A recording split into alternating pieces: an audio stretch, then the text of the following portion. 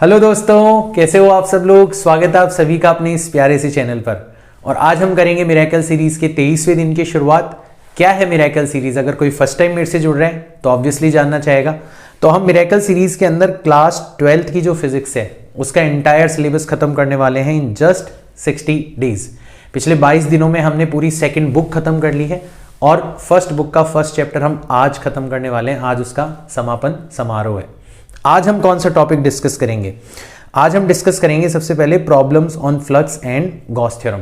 तो पिछले वीडियो में हमने इलेक्ट्रिक फ्लक्स के बारे में पढ़ा था, गॉस थ्योरम के बारे में पढ़ा था और उसकी ढेर सारी एप्लीकेशंस देखी थी। बट पिछला वीडियो ऑलरेडी काफी लंबा हो गया था तो हम प्रॉब्लम्स डिस्कस नहीं कर पाए थे। तो शुरुआत आज उन प्रॉब्लम्स के साथ होगी और फिर हम नया टॉपिक पढ़ेंगे आज का, जिसमें हम motion of charge and dipole के बारे में बात करेंगे इन यूनिफॉर्म इलेक्ट्रिक फील्ड। तो यहां से बहुत इनोवेटिव क्वेश्चन बनते हैं। जो डिफरेंट कॉम्पिटिटिव एग्जाम्स है उनमें जो इनोवेटिव क्वेश्चंस इस चैप्टर के अंदर से बनाए जा सकते हैं वो इस पर्टिकुलर टॉपिक और इसके अंडरस्टैंडिंग के ऊपर बेस्ड होते हैं। तो ये खास वीडियो होगा क्योंकि यहां पर आप जानोगे कि अच्छे क्वेश्चंस किस तरीके से फिजिक्स के अंदर डिफरेंट कॉन्सेप्ट्स को मिक्स करके बनाए जाते हैं। राइट, हमारा टारगेट क्या है इस सीरीज का? हम बेसिकली फियर ऑफ फिजिक्स के पीछे लगे हुए हैं। तो अगले 60 दिनों के अंदर मैं फिजिक्स का जो डर है वो जड़ से खत्म कर दूंगा और वही आपकी मूल समस्या है। और एक बार वो डर चला गया तो आप बोर्ड्स भी फोड़ सकते हो, नीट भी फोड़ सकते हो और जेईई मेंस का एग्जाम भी फोड़ सकते हो। तो आपको इस सीरीज को किस एग्जाम के लिए यूज करना है वो टोटली आपके ऊपर डिपेंड करता है। मेरा काम है अगले 60 दिनों के अंदर आपको जगाना, आपकी आंखें खोलना और आपको ये एहसास दिलाना कि फिजिक्स जो है वो बहुत आसान है, उससे डरने की तो बिल्कुल भी जरूरत नहीं है। फर्स्ट प्रॉब्लम डिस्कस करते हैं। राइट, चलो तो पहला क्वेश्चन है, which of the following statements concerning this situation is true? Which situation जो हमें डायग्राम के अंदर शो कर रखी है। तो दो चार्जेस हैं, एक आपका Q1 है और एक आपका Q2 है। दो चार्जेस हैं। राइट, आप नोटिस कर रहे हो कि Q1 से फील्ड लाइंस जो है वो बाहर निकल रही है। देखो बाहर निकल रही है Q1 से, है ना। और हमें पता है फील्ड लाइंस पॉजिटिव चार्ज से बाहर निकलती है तो Q1 जो है वो पॉजिटिव चार्ज होना चाहिए। और नोटिस करो Q2 के अंदर फील्ड लाइंस जो है वो एंटर कर रही है। देखो एंटर कर रही है फील्ड लाइंस, ठीक है। और फील्ड लाइंस किसके अंदर एंटर करती है? नेगेटिव चार्ज के अंदर एंटर करती है। तो हमें ये पता पड़ गया कि हमारा Q2 जो है वो एक नेगेटिव चार्ज होना चाहिए। तो हमें डेफिनेटली पता पड़ गया कि Q1 is positive, Q2 is negative, यानी कि हमारा ऑप्शन नंबर ए जो है वो तो ट्रू है। अब सेकेंड ऑप्शन चेक करते हैं। आप नोटिस करो Q1 जो है ना, इससे ज्यादा फील्ड लाइंस निकल रही है। ज्यादा फील्ड लाइंस निकल रही है इसका मतलब अगर आप कोई भी क्लोज्ड सरफेस से इस चार्ज को घेरोगे तो आप number of field lines count कर सकते हो। आप देखोगे Q1 से गुजरने वाली जो फील्ड लाइंस है वो Q2 से निकलने वाली है, Q2 के अंदर एंटर करने वाली फील्ड लाइंस के कंपैरिजन में कहीं ज्यादा है। अब ज्यादा फील्ड लाइंस निकल रही है इसका मतलब ज्यादा फ्लक्स प्रोड्यूस हो रहा है क्लोज्ड सरफेस से, और ज्यादा फ्लक्स प्रोड्यूस हो रहा है इसका मतलब गॉस थ्योरम के अकॉर्डिंग आपके चार्ज का मैग्नीट्यूड भी उतना ही ज्यादा है। तो ऐसे क्वेश्चंस में आपको क्या करना होता है, जैसे मान लो ये Q1 चार्ज है ना, तो इसको एक क्लोज्ड सरफेस से एनक्लोज कर लो और फील्ड लाइंस काउंट कर लो, 1 2 3 इस तरीके से फील्ड लाइंस काउंट कर लो। तो जितनी नंबर ऑफ फील्ड लाइंस होगी उतनी ही प्रोपोर्शन में आपका चार्ज होगा। तो ऑब्वियसली Q1 से ज्यादा फील्ड लाइंस निकल रही है मतलब Q1 का मैग्नीट्यूड ज्यादा है, Q2 पे कम है यानी कि Q2 का मैग्नीट्यूड कम है। तो अगर आप Q2 को Q1 से डिवाइड करोगे तो डेफिनेटली जो नंबर आपको मिलेगा वो लेस देन 1 होगा। तो magnitude of Q2 is less than magnitude of Q1, that's why ये जो रेशियो है वो हमें लेस देन 1 मिलेगा। ठीक है। Now third point about neutral point. तो हमने देखा था कि अगर दोनों चार्जेस पॉजिटिव हों या दोनों चार्जेस नेगेटिव हों तो न्यूट्रल पॉइंट बीच में होता है, और अगर एक चार्ज पॉजिटिव हो एक चार्ज नेगेटिव हो तो न्यूट्रल पॉइंट बाहर की तरफ होता है। ठीक है। साथ ही साथ में हमने ये भी देखा था कि न्यूट्रल पॉइंट जो छोटा वाला चार्ज होता है उसके करीब होता है। तो हमारा Q2 जो है वो कम मैग्नीट्यूड वाला चार्ज है, इसका मतलब हमारा न्यूट्रल पॉइंट भी किसके नियर बाय होगा? Q2 के नियर बाय होगा। तो यार हमारा ऑप्शन ए भी करेक्ट है, ऑप्शन बी भी करेक्ट है, ऑप्शन सी भी करेक्ट है। तो सबसे ज्यादा करेक्ट ऑप्शन होगा वो हो जाएगा हमारा ऑप्शन डी, जो हमें ये कह रहा है कि all of the above are correct. जितने भी ऊपर ऑप्शन हो सारे के सारे करेक्ट है। तो ना हमें ए लगाना है, ना हमें बी लगाना है, ना हमें सी लगाना है, हमें डी लगाना है, क्योंकि सबसे करेक्ट बात तो उसी के अंदर है ना। अगर आप ए लगाओगे बी और सी को छोड़ दोगे तो भी गलत हो जाओगे, बी लगाओगे ए और सी को छोड़ दोगे तो भी गलत हो जाओगे। तो टंटा ही खत्म करते हैं अपन, डी ऑप्शन टिक करके आते हैं। हमें पता है सारे के सारे ऑप्शन जो है वो करेक्ट है। ठीक है। Next question, what is flux through a cube of side A if a point charge Q is placed at one of its corner. तो ऐसे बहुत ही टिपिकल क्वेश्चंस जो हैं वो आपसे पूछे जाते हैं जिसके अंदर गॉस थ्योरम की एप्लीकेशंस बेस्ड होती है। तो मैं आपको एग्जैक्टली सिचुएशन बताता हूं, हमें किस सिचुएशन के बारे में कहा गया है। तो हमें कहा गया है कि क्यूब है, तो जैसे मैंने एक क्यूब यहां पर ड्रॉ करने की कोशिश करी है, आई होप सही सही मैं ड्रॉ कर लूंगा। ठीक है, ये हमारा एक क्यूब है और इसके एक कॉर्नर पर चार्ज रखा हुआ है। तो एक कॉर्नर पर यहां पर चार्ज रखा हुआ है। तो देखो, एक तो तरीका कॉमन सेंस का है, जब कोई स्फेरिकल चार्ज को आप किसी क्यूब के एक कॉर्नर पर रखोगे तो उसका कुछ हिस्सा क्यूब के अंदर होगा और कुछ हिस्सा क्यूब के बाहर होगा। तो अगर आपकी थोड़ी ज्योमेट्रिकल एनालिसिस करेक्ट है तो आप डायरेक्ट पता लगा सकते हो, and it is quite obvious, like for me it is quite obvious कि स्फेरिकल चार्ज का 1/8 पोर्शन जो होगा, 1/8 पोर्शन जो होगा वो हमारे क्यूब के अंदर होगा। क्योंकि क्यूब के अंदर कॉर्नर्स कितने होते हैं? 8 कॉर्नर्स होते हैं ना क्यूब के अंदर, 4 ऊपर 4 नीचे, अगर आप अपने रूम को देखोगे तो, राइट। तो हर कॉर्नर पर 1/8 पोर्शन ऑफ चार्ज जो है वो अंदर होगा, ठीक है ना। तो हमें पता है कि Q का 1/8 पोर्शन अंदर है और हमें केवल और केवल फ्लक्स काउंट करते समय गॉस थ्योरम के अकॉर्डिंग जो अंदर चार्ज है उसी को काउंट करना होता है। तो हमारा अंदर कितना चार्ज है? Q डिवाइडेड बाई 8, तो हमारा फ्लक्स हो जाएगा Q divided by 8 epsilon not. ठीक है, एक तो तरीका ये है, it is quite obvious. But एक दूसरा मेथड है, अगर आपको ये चीज डायरेक्ट नहीं दिख पाती तो आप क्या करो, आपका चार्ज अभी तो एनक्लोज नहीं है, अब आप सिमिलर क्यूब्स लेके इसको एनक्लोज करने की कोशिश करो। तो आपको क्या करना पड़ेगा, जैसे आपको एक क्यूब इसके आगे रखना होगा, है ना। तो एक क्यूब आपने इसके आगे रख दिया इस तरीके से,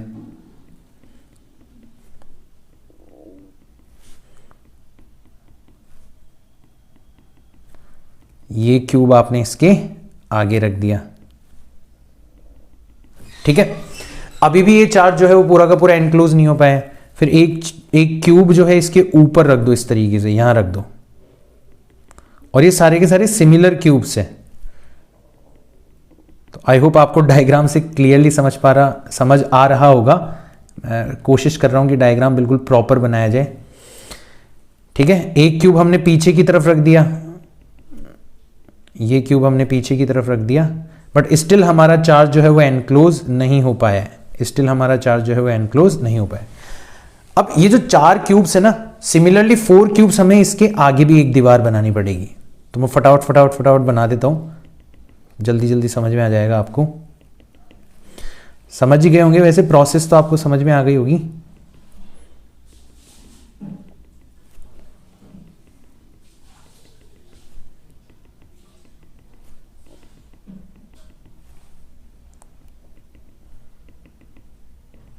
ठीक है, तो अब आप देख सकते हो कि एक क्यूब पहले से रखा हुआ था और 7 क्यूब हमने रखे हैं, तो टोटल मिला के 8 क्यूब लगे इस चार्ज को सेंटर पर लाने के लिए, है ना। तो अब हम ये कह सकते हैं कि फ्लक्स थ्रू 8 क्यूब्स, ये कितना हो जाएगा? तो ये हो जाएगा Q divided by epsilon not, क्योंकि ये 8 क्यूब मिला के एक क्लोज सरफेस बना रहे हैं और उसके अंदर हमारा चार्ज Q रखा हुआ है। तो इन 8 क्यूब से निकलने वाला जो टोटल फ्लक्स होगा हो जाएगा Q अपॉन एप्सिलॉन नॉट। और क्योंकि 8 के 8 क्यूब जो है उनके कॉर्नर पर रखा हुआ है ये चार्ज, तो अगर कोई हमसे पूछे कि बताओ फ्लक्स थ्रू 1 क्यूब कितना होना चाहिए, 1 क्यूब कितना होना चाहिए, तो हम इसको 8 पोर्शंस में डिवाइड कर देंगे। तो हर क्यूब से गुजरने वाला फ्लक्स कितना हो जाएगा? Q अपॉन 8 एप्सिलॉन हो जाएगा। तो हमारा ऑप्शन कौन सा वाला करेक्ट हो जाना चाहिए? ऑप्शन डी करेक्ट हो जाना चाहिए। तो इस सवाल के और भी वेरिएशंस आपको मिल सकते हैं। अभी तो जैसे मैंने चार्ज को कॉर्नर पर रखा है, चार्ज को हो सकता है एक एज जो है उसके सेंटर पर रख दिया जाए, तो आपको 4 क्यूब लगेंगे एनक्लोज करने के लिए। तो आपका आंसर हो जाएगा Q divided by 4 epsilon not. अगर आपके चार्ज को किसी एक फेज के सेंटर पर रख दिया जाए तो आपको 2 क्यूब लगेंगे उसको टोटली एनक्लोज करने के लिए। तो आपका जो आंसर हो जाएगा वो हो जाएगा Q अपॉन 2 एप्सिलॉन नॉट। तो अलग अलग वेरिएशंस बन सकते हैं, आपको सारे के सारे वेरिएशंस कहीं ना कहीं किसी ना किसी फॉर्म में मिल जाएंगे। आपको फिंगर्स पर होने चाहिए इनके आंसर, ठीक है ना, समझ में आना चाहिए, इंपॉर्टेंट वो है, ठीक है। नेक्स्ट क्वेश्चन देखते हैं। An electric dipole P moves along a straight line as shown in figure. Draw the graph showing variation of flux over time through spherical surface shown in figure. तो हमें एक dipole given है, ये देखो dipole है, ये इसका negative charge है, ये पॉजिटिव चार्ज है, इसका डाइपोल मोमेंट हमें दे रखा है P, और ये एक गॉसियन सरफेस दे रखी है, स्फेरिकल सरफेस, जो कि इसके रास्ते में रखी हुई है। अब यहाँ पे पूरा का पूरा खेल जो है ना वो गॉस थ्योरम का है। गॉस थ्योरम के अकॉर्डिंग किसी क्लोज्ड सरफेस से गुजरने वाला फ्लक्स जो है वो केवल और केवल एनक्लोज्ड चार्ज के ऊपर ही डिपेंड करता है। तो बस हमें इसी बात को पकड़ना है, ठीक है। तो देखो अपन ग्राफ ड्रॉ करते हैं, किस किस के बीच में ग्राफ ड्रॉ करना है। एक तरफ तो लेना है हमें फ्लक्स, है ना, और एक तरफ लेना है हमें टाइम। चलो, तो इस तरफ हम ड्रॉ करेंगे फ्लक्स और इस तरफ हम ड्रॉ करेंगे टाइम। तो सबसे पहले तो देखेंगे यार हम लोग कि काफी टाइम तक तो नेगेटिव चार्ज भी बाहर होगा, पॉजिटिव चार्ज भी बाहर होगा, है ना। जब तक हमारा ये पॉजिटिव चार्ज चलते चलते चलते यहां तक ना पहुंच जाए तब तक नेगेटिव चार्ज भी बाहर होगा, पॉजिटिव चार्ज भी बाहर होगा, एनक्लोज चार्ज होगा जीरो, यानी कि हमारा फ्लक्स भी कितना हो जाएगा, जीरो हो जाएगा। तो कुछ टाइम तक तो हमारा फ्लक्स कितना है, जीरो है। फिर हमारा पॉजिटिव चार्ज जो है वो अंदर एंटर करेगा, फिर हमारा पॉजिटिव चार्ज जो है वो अंदर एंटर करेगा, बट नेगेटिव चार्ज स्टिल बाहर होगा। तो जब तक पॉजिटिव चार्ज अंदर होगा, नेगेटिव चार्ज बाहर होगा, तब तक एनक्लोज्ड चार्ज कितना हो जाएगा, पॉजिटिव क्यू, यानी कि फ्लक्स कितना हो जाएगा, positive Q divided by epsilon not. तो यहां पर अचानक से फ्लक्स हो जाएगा क्यू अपॉन एप्सिलॉन नॉट। ये कौन सा टाइम है, T1। यहां पर चार्ज प्लस क्यू जो है वो एंटर कर चुका है सरफेस के अंदर, और कुछ टाइम तक केवल और केवल प्लस क्यू चार्ज ही अंदर होगा, तब तक आपका फ्लक्स भी कितना रहेगा, इतना का इतना ही रहेगा। फिर कुछ टाइम बाद में देखोगे आपका पॉजिटिव चार्ज तो अंदर था ही था, साथ ही साथ में नेगेटिव चार्ज भी अंदर एंटर कर चुका है। अब वापस से अंदर एनक्लोज चार्ज कितना हो गया, जीरो, यानी कि वापस से फ्लक्स की वैल्यू कितनी हो जाएगी, वापस से फ्लक्स की वैल्यू जीरो हो जाएगी। और कुछ टाइम तक दोनों चार्ज अंदर रहेंगे, यानी कि एनक्लोज चार्ज स्टिल जीरो रहेगा, तो आपका फ्लक्स भी जीरो रहेगा, ठीक है। तो ये T2 हो गया। फिर आपका पॉजिटिव चार्ज बाहर निकलेगा, पॉजिटिव चार्ज बाहर निकल चुका है, बट नेगेटिव अभी भी अंदर है, ट्रैप्ड है। इसका मतलब अब की बार आपका फ्लक्स जो होगा वो नेगेटिव होगा। तो आप कैसे ड्रॉ करोगे उसको, आप उसको ड्रॉ करोगे नेगेटिव साइड में, negative Q upon epsilon not हो जाएगा, ठीक है। और आई होप ये एरोप्लेन की आवाज़ आपको डिस्टर्ब ना करती हो, चलते रहेंगे, ठीक है। और तो ये हो गया हमारा टाइम T3। और फिर बात करें हम कि एक टाइम ऐसा आएगा कि हमारा पॉजिटिव चार्ज भी बाहर निकल चुका होगा, नेगेटिव चार्ज भी बाहर निकल चुका होगा, टोटल एनक्लोज चार्ज वापस से जीरो हो जाएगा, यानी कि हमारा फ्लक्स जो है वो वापस से, तो कुछ टाइम तक तो ये नेगेटिव चार्ज अंदर रहेगा, फिर वापस से जीरो हो जाएगा, और फिर ये जीरो ही रहेगा। तो ये हो जाएगा आपका T4। तो हम एग्जैक्टली बता सकते हैं कि T1, T2, T3 और T4 पर क्या क्या हुआ होगा। तो T1 पर क्या हुआ होगा, प्लस क्यू अंदर, है ना, एंड माइनस क्यू बाहर। फिर T2 पर क्या हुआ होगा, plus Q and minus Q दोनों अंदर चले गए होंगे, ठीक है। इतनी तो हिंदी आती होगी शायद जितनी मैं लिख रहा हूं। फिर T3 पर क्या हुआ होगा, प्लस क्यू बाहर और अंदर कौन रह गया, माइनस क्यू अंदर। और T4 पर वापस से क्या हो गया, प्लस क्यू भी बाहर निकल गया और माइनस क्यू भी बाहर निकल गया, और आपका टोटल फ्लक्स वापस से कितना हो गया, जीरो हो गया।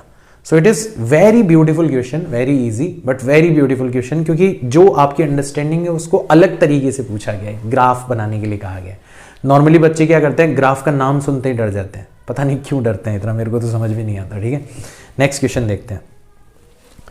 Again a similar kind of question, a uniformly charge rod of length L moving with constant velocity v is passed through an imaginary cube of length side L as shown in figure. Draw the graph showing variation of flux through the cube over time. तो again लगभग similar सा question है, but थोड़ा सा अपनों को ध्यान रखना है, इसकी लेंथ भी हमें L दे रखी है और इसकी लेंथ भी हमें कितनी दे रखी है, L दे रखी है। तो आई होप ये क्वेश्चन तो सब कर लोगे जहां तक है। तो मैं आपको डायरेक्ट ग्राफ जो है वो ड्रॉ करके बता देता हूँ, मुझे इनफैक्ट एक्सप्लेन करने की भी ज़रूरत नहीं पड़नी चाहिए, पिछला क्वेश्चन हमने इतने अच्छे तरीके से किया है, ठीक है। तो ये हमारा एक तरफ अपने ले लिया फ्लक्स और एक तरफ ले लिया हमने टाइम, ये हो गया फ्लक्स और ये हो गया टाइम।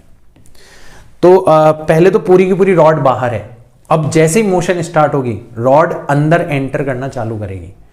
जितनी रॉड अंदर जाएगी उतना चार्ज अंदर जाएगा, यानी कि उतना ही फ्लक्स जो है वो आपका इंक्रीज हो जाएगा। तो जब तक रॉड अंदर नहीं चली जाती पूरी की पूरी, तब तक आपका फ्लक्स बढ़ता चला जाएगा, बढ़ता चला जाएगा, बढ़ता चला जाएगा, बढ़ता चला जाएगा। मान लो रॉड की वेलोसिटी कितनी है v, तो कितने टाइम तक ये काम होगा? ये काम होगा t is equal to L upon V time तक।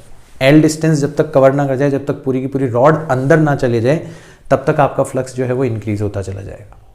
अब रॉड की लेंथ और क्यूब की साइड जो है वो इक्वल है, यानी कि तुरंत रॉड जो है वो बाहर निकलना भी स्टार्ट हो जाएगी, और जैसे ही रॉड बाहर निकलना स्टार्ट हो जाएगी वापस से आपका फ्लक्स घटना स्टार्ट हो जाएगा, और घटते घटते घटते घटते वापस से जीरो हो जाएगा। कितने टाइम पर?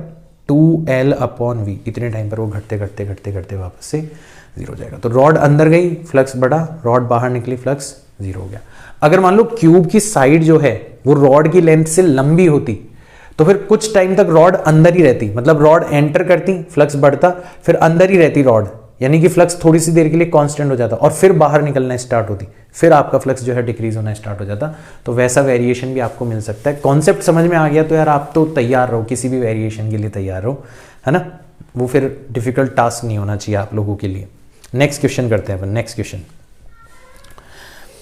अ rod of length L having uniform charge density lambda is passed inside a cube of size A.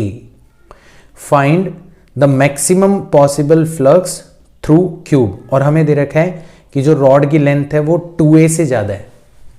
अब 2A से ज्यादा इसका मतलब क्या हुआ कि हमारा जो क्यूब है उसके अंदर आप रॉड को सीधे सीधे तो रख ही नहीं सकते, ठीक है। ये हमारा क्यूब है और इसकी जो साइड है वो हमें कितनी दे रखी है? A दे रखी है।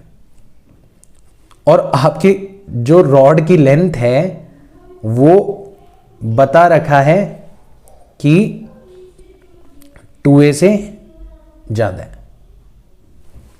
L is greater than 2A। तो आप उसको सीधे तो नहीं रख सकते, आप उसको इस तरीके से नहीं रख सकते। क्यों? क्योंकि इस तरीके से रखोगे तो केवल और केवल A लेंथ की रॉड ही अंदर रहेगी, बाकी रॉड बाहर निकल जाएगी, है ना। तो फोकट में आपका चार्ज बाहर है, क्योंकि फ्लक्स तो अंदर वाले चार्ज की वजह से होता है ना। तो हम दूसरी पॉसिबिलिटी देखते हैं कि यार कोई और तरीके से रखा जा सकता है क्या। तो हम डायगोनली रखने की कोशिश करेंगे, बट डायगोनली रखेंगे तो ये A है, ये वाली साइड भी A होती है, तो ये वाला जो डायगोनल होता है वो कितना होता है? √2 टाइम्स A होता है। तो स्टिल हमारी जो रॉड है, ठीक है, √2 टाइम्स A, इतने ही लेंथ की रॉड जो है वो अंदर होगी, बाकी पोर्शन अभी भी बाहर होगा। तो हम और पॉसिबिलिटी देखते हैं कि यार क्या और लंबा पोर्शन जो है अंदर रखा जा सकता है। तो हमें नजर आएगा कि यार अगर हम बॉडी डायगोनल के अलोंग रखें, ये वाले पोर्शन के अलोंग रखें, तो ये √3A लेंथ का होता है, यानी कि हमारा सबसे ज्यादा पोर्शन ऑफ रॉड अंदर तब होगा जब हम उसको बॉडी डायगोनल के अलोंग रखेंगे। और हम ये इसलिए चाहते हैं क्योंकि हमें मैक्सिमम फ्लक्स पूछा गया है, ठीक है ना। तो maximum portion of rod will be inside the cube if it is placed along one of the body diagonal। 4 body diagonals होते हैं, ठीक है। तो उसके अलोंग रखोगे, और कितनी लेंथ होगी in that case √3 times A length would be inside the cube. यानी कि आपका एनक्लोज चार्ज कितना हो जाएगा? √3 टाइम्स A, ये तो हो गई लेंथ, उसको हमने चार्ज डेंसिटी से मल्टीप्लाई कर दिया, यानी कि आपका जो मैक्सिमम फ्लक्स होगा वो कितना हो जाएगा? Qin divided by epsilon not, यानी कि √3 times A times lambda divided by epsilon not. तो आपका कौन सा वाला ऑप्शन करेक्ट होना चाहिए? ऑप्शन A करेक्ट हो जाना चाहिए। वैसे भी जो चारों ऑप्शन आपको गिवन है ना, उसमें से सबसे ज्यादा ऑप्शन A ही है बट ठीक है, एक बार वेरीफाई करना ज्यादा जरूरी होता है, ठीक है। तो हमारी रॉड को हमने कैसे रखा है, मैं रख के बता देता हूं। हमारी रॉड को हमने अलोंग बॉडी डायगोनल रखा है, इस तरीके से रखा है, तब जाके हमारा ये काम हुआ है, तब जाके हमारा फ्लक्स जो है वो मैक्सिमम हुआ है। आगे समझ में अच्छे से, कोई दिक्कत नहीं है। तो यार ये जितने भी क्वेश्चन हमने डिस्कस करे हैं ना, ये फ्लक्स के कुछ टिपिकल क्वेश्चन है जो कि आपको डिफरेंट कॉम्पिटिटिव एग्जाम्स के अंदर पूछे जाते हैं। और अगर आपकी अंडरस्टैंडिंग अच्छी है ना गॉस थ्योरम की, और अगर आपकी अंडरस्टैंडिंग अच्छी है उसकी एप्लीकेशंस की, और वो अंडरस्टैंडिंग आपकी अच्छी तब होगी जब आपने लिटरली दिल से मिरेकल सीरीज के 22वें दिन का वीडियो देखा होगा। मैं बता रहा हूँ, इसका नाम मिरेकल सीरीज मैंने हवा में नहीं रखा है। आप अगर अपना पूरा का पूरा अटेंशन, पूरा का पूरा हार्ट इस सीरीज को दोगे ना, तो ये सीरीज आपकी लाइफ में सच में चमत्कार कर सकती है, फिजिक्स के नज़रिए से भी और अदर एस्पेक्ट में भी। But you will have to be connected with me, you will have to be connected with this guy, then that miracle will happen, और वो फिर लाइफ टाइम आपको याद रहेगा। खैर मैं तो कह ही सकता हूं, आपको करना तो आपको ये, ठीक है ना। चलो तो अब हम बात करते हैं हमारे आज के टॉपिक की। और हमारा आज का टॉपिक था कि एक चार्ज जो है उसको इलेक्ट्रिक फील्ड में अगर रखा जाए तो उसके ऊपर कितना फोर्स लगेगा, और अगर उसके ऊपर फोर्स लगेगा तो वो एक्सेलरेट करेगा, और अगर वो एक्सेलरेट करेगा तो उसकी किसी ना किसी पाथ के अलोंग मोशन होगी। तो हमें पॉसिबिलिटी नजर आई कि चार्ज को इलेक्ट्रिक फील्ड में रखे जाने पर जो फोर्स उसके ऊपर लगने वाला है, उसकी वजह से जो मोशन होने वाली है, उसके ऊपर तरह तरह के क्वेश्चंस हमसे पूछे जा सकते हैं। And it is Indeed that area of physics from which many innovative questions have been asked from different competitive examination। तो आप बिलीव नहीं करोगे कि पूरा का पूरा जो खेल है ना, जो दिखने में बहुत डिफिकल्ट लगता है, वो एक बहुत छोटे से पॉइंट के ऊपर टिका हुआ। अगर आपने उसको पकड़ लिया तो क्वेश्चन आपकी झोली में होंगे। चलो देखो क्या है वो, ठीक है। So now we are going to discuss about motion of a point charge in an electric field. तो एक बहुत सिंपल सा फैक्ट ये है कि when a point charge kept at a place where electric field is E, हमें नहीं पता किस वजह से है इलेक्ट्रिक फील्ड, बट हमें बता दिया गया है कि गिवन पॉइंट के ऊपर इलेक्ट्रिक फील्ड जो है वो ई है, हमें बता दिया गया है ना। और वहां पर आपने किसी चार्ज क्यू को रखा है, तो सबसे पहले तो जो फोर्स एक्सपीरियंस करा जाएगा ना उस चार्ज के द्वारा, वो हो जाएगा क्यू टाइम्स ई, क्योंकि हमने इलेक्ट्रिक फील्ड कैसे निकाली थी, फोर्स को रखे जाने वाले चार्ज से डिवाइड करके। तो हम फोर्स कैसे निकालेंगे, इलेक्ट्रिक फील्ड को रखे जाने वाले चार्ज से मल्टीप्लाई करके, ठीक है ना। तो हमारा फोर्स हो जाएगा क्यू टाइम्स ई। अच्छा, क्यू टाइम्स ई जो है ना वो इसका मैग्नीट्यूड है। एक बार वेक्टर्स हटा दो, मैग्नीट्यूड हमें पता पड़ेगा क्यू टाइम्स ई होगा, मैग्नीट्यूड हमेशा पॉजिटिव लेना। अब बात करते हैं डायरेक्शन की। तो अगर आपका रखा जाने वाला चार्ज पॉजिटिव है तो फोर्स जो होगा वो इलेक्ट्रिक फील्ड की डायरेक्शन में होगा, और अगर आपका रखा जाने वाला चार्ज नेगेटिव है तो फोर्स जो होगा वो इलेक्ट्रिक फील्ड के अपोजिट डायरेक्शन के अंदर होगा। So this is very important यार, ठीक है। जैसे मान लो इलेक्ट्रिक फील्ड जो है वो इस डायरेक्शन के अंदर है ना, ये इलेक्ट्रिक फील्ड है, और यहाँ पे आपने +5 कूलम का चार्ज रखा, तो इसके ऊपर जो फोर्स लगेगा वो सेम डायरेक्शन के अंदर लगेगा। बट अगर इलेक्ट्रिक फील्ड आपकी इस डायरेक्शन में है और आपने चार्ज जो रखा है वो रखा है -5 कूलम, तो फिर जो फोर्स लगेगा वो जस्ट इलेक्ट्रिक फील्ड के अपोजिट डायरेक्शन में लगेगा। तो ये चीज आपको ध्यान रखनी है, ये आपके बहुत काम आ सकती है। प्लस माइनस के चक्रों में मत पड़ो। जब जो चीज दिखाई दे सकती है तो उसको प्लस और माइनस के चक्रों में पड़ के कंफ्यूज होने की जरूरत क्या है, दिख जाती है ना, मैं डायरेक्शन तो हम ड्रॉ कर सकते हैं, तो वो तरीका मैं बता रहा हूं आपको, ठीक है ना। चलो फोर्स हमें पता पड़ गया क्यू टाइम्स ई, हमें उसके डायरेक्शन भी पता पड़ गई। अब फोर्स की वजह से एक्सेलरेशन प्रोड्यूस होता है, तो कितना एक्सेलरेशन प्रोड्यूस होगा अगर हम ये जानना चाहें, तो एक्सेलरेशन होता है basically force divided by mass. तो हमने Q टाइम्स E जो कि फोर्स की वैल्यू है उसको मास से डिवाइड कर दिया और हमें पता पड़ गया कि इसके अंदर कितना एक्सेलरेशन प्रोड्यूस होने वाला है। अगर हमारी इलेक्ट्रिक फील्ड यूनिफॉर्म है, मतलब उसकी वैल्यू चेंज नहीं होने वाली, तो हमारा फोर्स जो होगा, हमारा जो एक्सेलरेशन होगा वो कांस्टेंट होगा। अब कांस्टेंट एक्सेलरेशन के लिए आप मोशन को बड़ी आसानी से एनालाइज कर सकते हो using equations of motion. So you have 3 equations of motion. Now you know about the acceleration. You can freely use them. And believe me, questions केवल और केवल इसी चीज के ऊपर आपसे पूछे जाएंगे। तो हम कुछ टिपिकल टाइप की सिचुएशन जो है वो डिस्कस करते हैं ताकि आपका जो कॉन्फिडेंस है वो इंक्रीज हो सके। फंडा यही है पूरा का पूरा। देखो, तो सबसे पहले अपन बोलते हैं projection of a charge particle in uniform electric field. तो हम यूनिफॉर्म इलेक्ट्रिक फील्ड के अंदर चार्ज पार्टिकल को प्रोजेक्ट करने वाले हैं। तो पहला जो तरीका है वो मैं बताता हूँ आपको, जो पहले टाइप के क्वेश्चंस आपसे पूछे जा सकते हैं। तो ये मान लो आपको एक, सपोज करो नेगेटिव प्लेट दे रखी है ना, और ये एक पॉजिटिव प्लेट है, दोनों एक दूसरे के पैरेलल रखी हुई है, ये पॉजिटिव प्लेट है, ठीक है। नॉर्मली जो इलेक्ट्रिक फील्ड होती है वो नेगेटिव प्लेट से पॉजिटिव प्लेट की तरफ एग्जिस्ट करती है, सॉरी पॉजिटिव प्लेट से नेगेटिव प्लेट की तरफ एग्जिस्ट करती है, ठीक है। बनाते बनाते बोलने पर ध्यान नहीं रहता। तो ये हमारी इलेक्ट्रिक फील्ड की डायरेक्शन हो गई। अब मान लो अगर हमारा कोई चार्ज यहां से एंटर करता है विथ वेलोसिटी v, अगर कोई चार्ज हमारा एंटर करता है विथ वेलोसिटी v, अगर कोई हमारा चार्ज यहां से एंटर करता है, चार्ज है q और उसका मास है m, अभी के लिए हम मान लेते हैं पॉजिटिव चार्ज है। तो जैसे ही चार्ज एंटर करेगा इसके ऊपर एक फोर्स लगने लगेगा। फोर्स होगा हमारा किस डायरेक्शन में, इलेक्ट्रिक फील्ड की डायरेक्शन में, और उसकी वैल्यू हो जाएगी q इंटू ई। तो हमारा जो एक्सेलरेशन होगा वो भी अपवर्ड डायरेक्शन में हो जाएगा, उसकी वैल्यू हो जाएगी Q E divided by M. तो ये तो हो गया फोर्स और ये हो गया आपका एक्सेलरेशन। हमारा चार्ज v वेलोसिटी से हॉरिजॉन्टल डायरेक्शन के अंदर एंटर कर रहा है और उसके ऊपर जो फोर्स लग रहा है वो वर्टिकल डायरेक्शन में, जो एक्सेलरेशन प्रोड्यूस हो रहा है वो वर्टिकल डायरेक्शन में। क्योंकि हॉरिजॉन्टल डायरेक्शन में कोई एक्सेलरेशन नहीं है, इसका मतलब हॉरिजॉन्टल डायरेक्शन में चार्ज की जो मोशन है वो कंटिन्यू रहेगी, वो सेम वेलोसिटी से मूव करता रहेगा।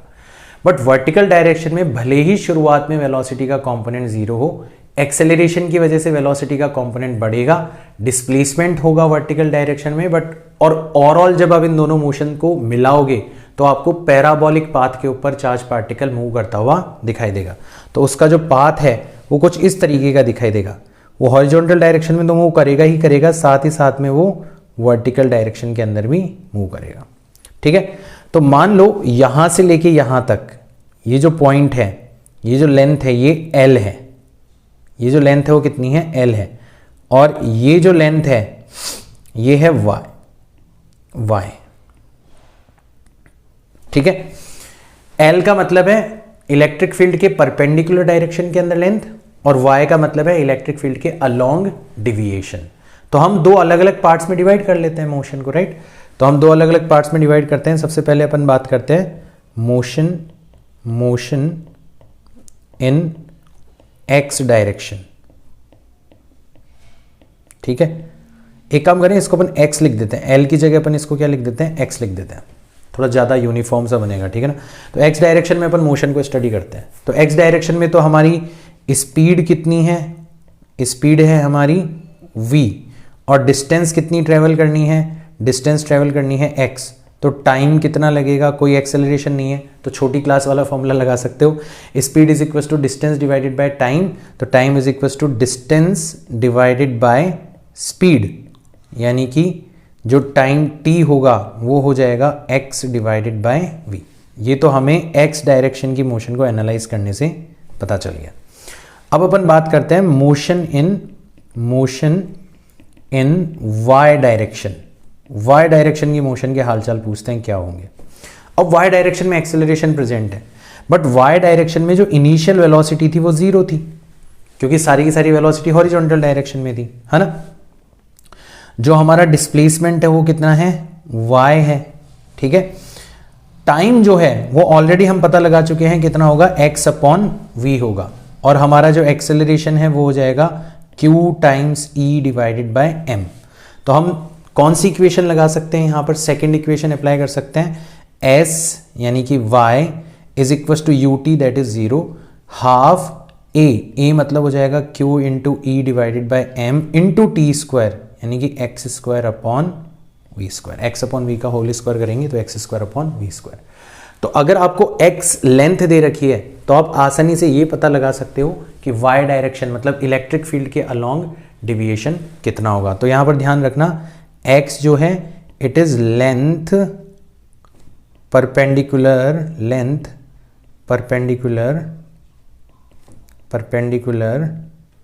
टू e, एंड कोई पूछे y क्या है, deviation along E, electric field की डायरेक्शन में जो डिविएशन होगा वो है हमारा। दोनों चीज़ें हमसे रिलेट करवाई जा सकती है, ठीक है ना। आज हमारे सामने वाली सड़क पे मेरे को लग रहा है कुछ ज़्यादा गाड़ियाँ चल रही हैं, उनको पता है कि मैं शूट कर रहा हूँ तो डिस्टर्ब कर रहे हो। खैर, तो x जो है वो है लेंथ परपेंडिकुलर टू e और y जो है वो है लेंथ डिविएशन अलोंग e या लेंथ पैरेलल टू e। तो ये डायरेक्ट ये जो फॉर्मूला है ये यूज कर सकते हो। आपको डायरेक्ट चार्ज दे दिया जाएगा, इलेक्ट्रिक फील्ड दे दी जाएगी, आपको इलेक्ट्रिक फील्ड के परपेंडिकुलर डायरेक्शन में कितनी लेंथ चली गई है वो दे दिया जाएगा और आपसे पूछा जाएगा कि बताओ इलेक्ट्रिक फील्ड की डायरेक्शन में कितना डिविएशन होगा। प्रोसीजर ज़्यादा इंपॉर्टेंट है, बट अगर आपको प्रोसीजर भी पता है, फॉर्मूला भी पता है, तो आप डायरेक्ट फॉर्मूला भी अप्लाई कर सकते हो। बट प्रोसीजर ज़्यादा इंपॉर्टेंट है, उसमें आपको कोई दिक्कत नहीं आनी चाहिए क्योंकि हमने ये काम बहुत बार किया है। बस यहाँ पे एक्सेलरेशन जो है वो QE डिवाइडेड बाय m है, बाकी एक काइनेमेटिक्स का क्वेश्चन है, ठीक है ना, और तो इसके अंदर कुछ खास है नहीं। जो सेकंड टाइप ऑफ प्रॉब्लम यहाँ पे आपसे पूछी जा सकती है उसमें कुछ इस तरीके का काम दिया जा सकता है। अब की बार पॉजिटिव प्लेट जो है वो ऊपर की तरफ है ना, और नेगेटिव प्लेट जो है वो नीचे की तरफ है। ये नेगेटिव प्लेट हो गई आपकी, ठीक है। तो ऑब्वियसली आपकी जो इलेक्ट्रिक फील्ड होगी वो डाउनवर्ड डायरेक्शन में एग्जिस्ट करेगी इस तरीके से। ये आपकी इलेक्ट्रिक फील्ड की डायरेक्शन होगी। और अब की बार चार्ज पार्टिकल को किसी वेलोसिटी u से थीटा एंगल पर प्रोजेक्ट किया जाएगा, चार्ज q और मास m। तो अब ये जो क्वेश्चन है ना वो बहुत सिमिलर है। यहां पर अभी अपन एक बार के लिए ग्रेविटी को नेग्लेक्ट कर रहे हैं, केवल और केवल इलेक्ट्रिक फील्ड की वजह से लगने वाला फोर्स है, तो बिल्कुल सिमिलर है। हम क्या करेंगे, इस चार्ज का x कंपोनेंट ले लेंगे ux that is u cos theta, और हम इस चार्ज का y कंपोनेंट ले लेंगे uy that is u sin theta, है ना। और हमारा जो एक्सेलरेशन प्रेजेंट होगा, एक्सेलरेशन जो प्रेजेंट होगा वो हो जाएगा QE divided by m in downward direction में। तो आप देख रहे हो ये जो सिचुएशन है ये एग्जैक्टली सिमिलर है जो हमने प्रोजेक्टाइल मोशन के अंदर देखा था। भाई प्रोजेक्टाइल मोशन के अंदर क्या होता था, वेलोसिटी का एक कंपोनेंट था, उस डायरेक्शन में कोई एक्सेलरेशन नहीं होता था। तो यहां पर भी ux की डायरेक्शन में कोई एक्सेलरेशन नहीं है, और वेलोसिटी के एक कंपोनेंट की डायरेक्शन में जो एक्सेलरेशन था वो वेलोसिटी के अपोजिट था। तो हमारा ये कंपोनेंट अपवर्ड डायरेक्शन में है और जो एक्सेलरेशन है वो कांस्टेंट है और इसके जस्ट अपोजिट यानी कि डाउनवर्ड डायरेक्शन में। तो ये बेसिकली हमारा जो एक्सेलरेशन है ये ग्रेविटी की तरह वर्क कर रहा है। तो हमारी मोशन जो होगी वो प्रोजेक्टाइल मोशन होगी, ऑब्वियसली प्रोजेक्टाइल मोशन होगी। और जितने भी क्वेश्चन प्रोजेक्टाइल मोशन से रिलेटेड पूछे जाते थे वो सारे के सारे क्वेश्चंस आपको यहां से पूछे जा सकते हैं। So it is projectile motion, it is projectile motion with acceleration QE divided by m instead of g। तो सारी चीजें पूछी जा सकती है। आपसे पूछा जा सकता है कि बताओ इसकी मैक्सिमम हाइट कितनी होगी, तो आप बता सकते हो मैक्सिमम हाइट हो जाएगी uy square divided bye twice of acceleration QE divided by m। वैसे फॉर्मूले में क्या हुआ करता था, g हुआ करता था, यहाँ पे QE डिवाइडेड बाय m हो जाएगा।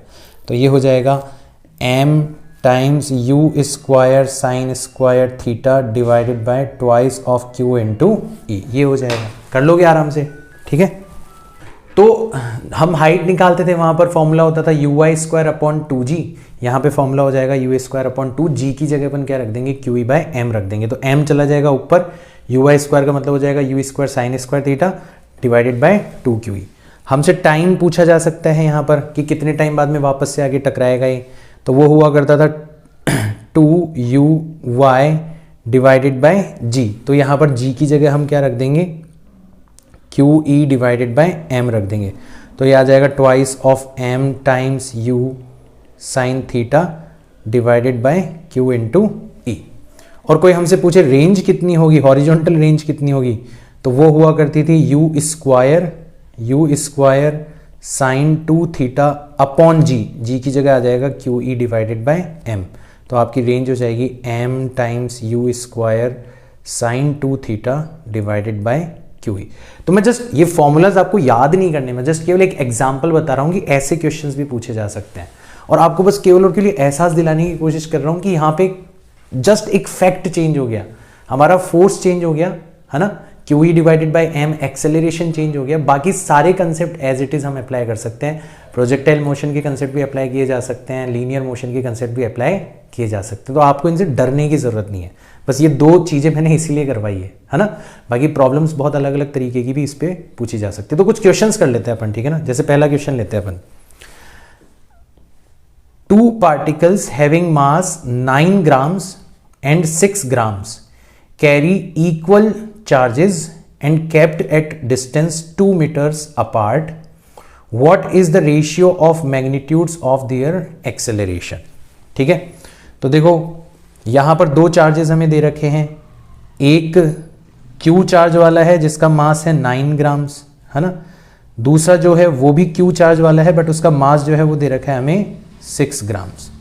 तो इसके ऊपर जो फोर्स लगेगा वो हो जाएगा K Q1 Q2 divided by R square, और इसके ऊपर जो फोर्स लगेगा, ठीक है, मैंने फोर्स की डायरेक्शन उल्टी बना दी, दोनों सिमिलर चार्जेस हैं तो ये एक दूसरे को रिपेल करेंगे, तो इसके ऊपर फोर्स लगेगा K Q square upon R square, और इसके ऊपर फोर्स लगेगा K Q square upon R square.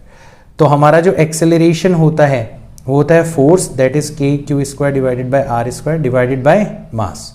तो पहले वाले का एक्सेलरेशन हो जाएगा दिस, और दूसरे वाले का एक्सेलरेशन हो जाएगा K, चार्ज तो सेम है, डिस्टेंस भी दोनों के लिए सेम है, केवल और केवल हो जाएगा मास m2। तो हम देख रहे हैं कि A1 divided by A2, A1 divided by A2 जो होगा वो इनवर्स रेशियो ऑफ मास के इक्वल हो जाएगा, m2 डिवाइडेड बाय m1 के इक्वल हो जाएगा। तो m2 का मतलब हो जाएगा हमारा 6 ग्राम्स और m1 का मतलब हो जाएगा हमारा 9 ग्राम्स, कैंसिल आउट हो जाएंगे। 2 डिवाइडेड बाय 3 हमारा आंसर आ जाना चाहिए, ऑप्शन नंबर बी हमारा करेक्ट हो जाना चाहिए। या सिंपली आप ऐसे भी ध्यान रख सकते हो कि एक चार्ज के द्वारा फील किया गया जो एक्सेलरेशन होता है वो उसके मास के इन्वर्सली प्रोपोर्शनल होता है ना। दोनों चार्जेस सेम है तो केवल और केवल मास ही वेरी कर रहे हैं ना, तो मास के इन्वर्सली प्रोपोर्शनल होता है, तो एक्सेलरेशन का जो रेशियो होगा वो इन्वर्स रेशियो ऑफ मासेस के इक्वल होगा। तो बड़ा सिंपल सा क्वेश्चन आप कर सकते हो ये क्वेश्चन आसानी से, ठीक है। ये देखो, a particle of mass m and charge q is released from rest in an electric field E. The kinetic energy after time t would be, ठीक है। तो आपने जैसे ही E इलेक्ट्रिक फील्ड में उसको रेस्ट से छोड़ा तो उसकी इनिशियल वेलोसिटी 0 थी, उसके ऊपर एक्सेलरेशन वर्क करने लगा Q E divided by M, है ना। तो उसकी फाइनल वेलोसिटी कितनी होगी आफ्टर टाइम t, ये आप आसानी से निकाल सकते हो। फर्स्ट इक्वेशन लगेगी v is equal to u plus a, यानी कि Q E divided by M times t।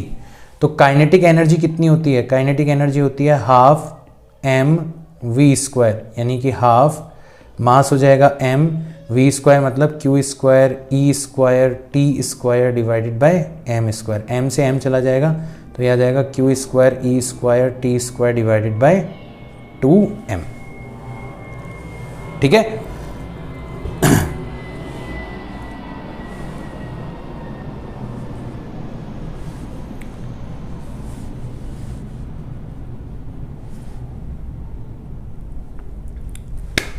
तो हमारी काइनेटिक एनर्जी फाइनली हम निकाल सकते हैं Q square E square T square divided bye 2m के इक्वल होगी। थोड़ा सा इसको रीअरेंज करके लिखा हुआ है, ऑप्शन नंबर बी हमारा करेक्ट हो जाएगा, ठीक है। नेक्स्ट क्वेश्चन देखते हैं। A particle having mass 2 milligram and charge 1 microcoulomb enters normally into uniform transverse electric field this, find its displacement along electric field after 0.1 second. तो देखो हमने ऐसा क्वेश्चन करा था, अभी हमने एक ऐसी चीज डिस्कस करी थी, तो हमने देखा था कि इलेक्ट्रिक फील्ड के अलोंग जो डिस्प्लेसमेंट होता है वो कितना होता है, half acceleration Q E divided by M times T square. यहाँ पे तो हमें टाइम डायरेक्ट दे दिया गया है, इस क्वेश्चन को थोड़ा और भी कॉम्प्लिकेटेड बनाया जा सकता था। आपको हॉरिजॉन्टल डिस्टेंस मतलब इलेक्ट्रिक फील्ड के परपेंडिकुलर डिस्टेंस दी जा सकती थी कि उतने डिस्टेंस कवर करने में जो टाइम लगेगा उतने में डिविएशन कितना होगा, तो हमने तो उसके लिए भी फॉर्मूला तैयार किया है। तो वहाँ पे t की जगह हम x अपॉन v रख देते हैं, यहाँ पे डायरेक्ट टाइम दिया हुआ है तो हमारा काम चल जाएगा। तो हमें चार्ज कितना दे रखा है, चार्ज हमें दे रखा है 1 माइक्रोकूलम यानी कि 10⁻⁻⁶ कूलम। हमें मास कितना दे रखा है, मास हमें दे रखा है 2 मिलीग्राम, 2 इंटू 10⁻³ किलोग्राम हो गया, ठीक है। मिलीग्राम को किलोग्राम में कन्वर्ट करेंगे तो सॉरी -3 नहीं आएगा, ठीक है, -6 किलोग्राम आएगा, क्योंकि 1 किलोग्राम के अंदर 10⁶ मिलीग्राम्स होते हैं। 1 किलोग्राम के अंदर 1000 ग्राम्स होते हैं और 1 ग्राम के अंदर 1000 मिलीग्राम्स होते हैं। तो उस तरीके से आप देख लेना। तो मास आ गया। और इलेक्ट्रिक फील्ड हमें कितनी दे रखी है? इलेक्ट्रिक फील्ड हमें दे रखी है 10⁻³ न्यूटन पर कूलम। तो थोड़ी ऐसा यूनिट्स ढंग से चेंज करना। और टाइम हमें कितना गिवन है? टाइम हमें गिवन है 0.1 सेकेंड। तो हमारा जो डिस्प्लेसमेंट होगा वो आ जाएगा हाफ Q मतलब 1 × 10⁻⁻6, E मतलब 10⁻³ डिवाइडेड बाय M मतलब 2 × 10⁻⁻6 टाइम्स t स्क्वायर। तो 0.1 को 1 डिवाइडेड बाय 10 लिख सकते हैं, यानी कि 1 डिवाइडेड बाय 100 हो जाएगा, स्क्वायर हो गया। 10⁻⁻6 से -6 गया है ना, ये 100 से 2 पावर्स कैंसिल आउट हो जाएगी तो बचेगा केवल और केवल 10। तो ये हो जाएगा 10 डिवाइडेड बाय 4, तो आपका आंसर आ जाएगा 2.5 मीटर, यानी कि ऑप्शन नंबर सी आपका करेक्ट हो जाना चाहिए। 2.5 मीटर्स जो है वो आपका आंसर आना चाहिए। ठीक है, ऐसे क्वेश्चंस के लिए आपको तैयार रहना है। ये तो बड़ा सिंपल सा है, मैंने इससे भी कॉम्प्लिकेटेड केस आपको करवाया है। उस पर भी क्वेश्चन आ जाए तो वो भी आप क्वेश्चन कर दोगे, मेरे को इतना पता है। ये देखो, आपसे पूछा गया है time period of simple pendulum would be. ठीक है, तो देखो सिंपल पेंडुलम का टाइम पीरियड होता था 2π√L/G इफेक्टिव। इफेक्टिव ग्रेविटी कितनी थी? तो यहां पे क्या होगा कि हमारा जो ये चार्ज है Q है ना, इसके ऊपर डाउनवर्ड डायरेक्शन में एक फोर्स लगेगा। कितना लगेगा? QE, इतना फोर्स लगेगा। तो उसकी वजह से एक और एक्सेलरेशन आ जाएगा QE डिवाइडेड बाय M। तो 2 एक्सेलरेशन होंगे, एक तो G पहले से था और एक QE डिवाइडेड बाय M हमारी इलेक्ट्रिक फील्ड की वजह से आ गया। तो टोटल इफेक्टिव ग्रेविटी जो यहां पर वर्क कर रही होगी वो हो जाएगी G + QE divided by M। इसलिए हमारा टाइम पीरियड हो जाएगा 2π√L/G + QE divided by M। अब इस क्वेश्चन को देखते ही बच्चे छोड़ देते क्योंकि इतना कॉम्प्लिकेटेड सा डायग्राम है, इतने कॉम्प्लिकेटेड से ऑप्शंस है, जबकि बड़ा छोटा सा कॉन्सेप्ट है कि हमें ग्रेविटेशनल एक्सेलरेशन से पहले ही था, है ना, हमें एक और एक्सेलरेशन दे रखा है जो कि इलेक्ट्रिक फील्ड की वजह से आ रहा है। दोनों को ऐड करना है ताकि कंबाइंड एक्सेलरेशन आ जाए और हम इस क्वेश्चन को कर सकें। तो हमारा ऑप्शन नंबर ए करेक्ट हो जाएगा। T = 2π√L/G + QE divided by M। घबराना नहीं है, जो घबरा गया वो खत्म हो जाएगा, ध्यान रखना। नेक्स्ट क्वेश्चन देखो, तो इसमें कहा गया है कि an electron is projected as shown in figure with kinetic energy K। तो हमने वेलोसिटी के साथ प्रोजेक्ट करना सीखा था, यहां पर काइनेटिक एनर्जी की टर्म में क्वेश्चन दे रखा है। At an angle θ = 30 degree the magnitude of electric field so that the electron just fails to strike the upper plate should be greater than. तो देखो हमारा इलेक्ट्रॉन जो भी 30 डिग्री पर इसको फेंका गया है वो अपर प्लेट से टकराने से जस्ट बच जाना चाहिए, यानी कि हमारी जो मैक्सिमम हाइट होगी, हमारी जो मैक्सिमम हाइट होगी वो कितनी होनी चाहिए? हमारी मैक्सिमम हाइट d के इक्वल हो जानी चाहिए, है ना भाई। हमारी जो मैक्सिमम हाइट है वो d के इक्वल होनी चाहिए या इससे कम होनी चाहिए, तब जाके हमारा जो पार्टिकल है वो बच जाएगा, हमारा पार्टिकल टकराएगा नहीं। और अभी अभी हमने देखा था कि इस केस में जो Hmax होती है वो किसके इक्वल होती है? तो मैंने आपको बताया था जो भी आपका, मान लो इसकी वेलोसिटी u है, तो जो भी आपका uy होगा तो ये ux हो जाएगा, ये वाला जो कंपोनेंट है वो uy हो जाएगा। ठीक है, तो Hmax हुआ करती थी हमारी uy square divided bye twice of acceleration. अब एक्सेलरेशन किसकी वजह से आ रहा है? इलेक्ट्रिक फील्ड की वजह से आ रहा है। कितना आ जाएगा? QE divided by M। तो M चला जाएगा ऊपर, M चला जाएगा ऊपर। तो ये लेस देन इक्वल्स टू क्या होना चाहिए? D होना चाहिए। अब देखना, ध्यान से देखना मैं क्या करने वाला हूं यहां पर। इसका मतलब हाफ M और uy की जगह मैं लिख रहा हूं कितना? u sine theta, sine square 30 degree divided by q times e। It should be less than equals to d। ये less than equals to d होना चाहिए। अब यहां पर ये जो हाफ mu स्क्वायर है, it is nothing but kinetic energy.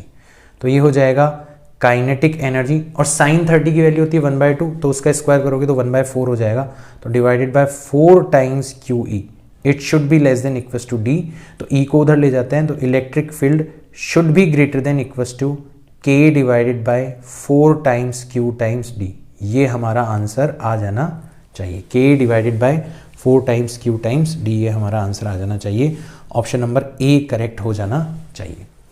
अब इस क्वेश्चन को एक बार हम वापस से देखेंगे जब हम एनर्जी के बारे में पढ़ चुके होंगे, तो आप इसको एनर्जी की टर्म्स में भी कर सकते हो, बड़ा इंटरेस्टिंग सा केस होगा।